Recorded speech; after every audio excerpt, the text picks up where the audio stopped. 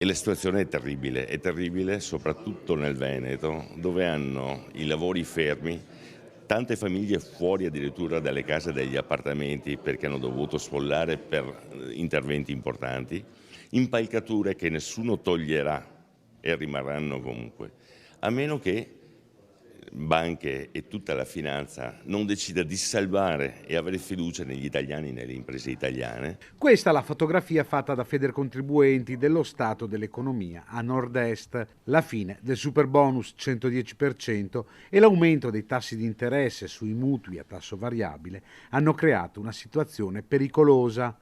A questo si aggiunge anche l'inflazione e la mancata rivalutazione degli stipendi. Le famiglie, lo sappiamo tutti, non stanno bene perché non c'è stato adeguamento degli stipendi, l'economia comunque ha calato notevolmente e l'inflazione ha fatto schizzare i prezzi alle stelle. Chiunque si sarà accorto che prima per riempire il proprio carrello della spesa quando andava al supermercato spendeva 70-80 euro, adesso con 120 euro non porta a casa quello che portava a casa prima. In molti hanno rinegoziato i mutui allungando la durata del prestito. L'Euribor è salito da valori quasi negativi al 4,5 attuale, per cui potete calcolare facilmente che se a questo 4,5 vado ad aggiungere lo spread richiesto alla banca per effettuare l'operazione, saliamo facilmente ben oltre i 6 punti percentuali.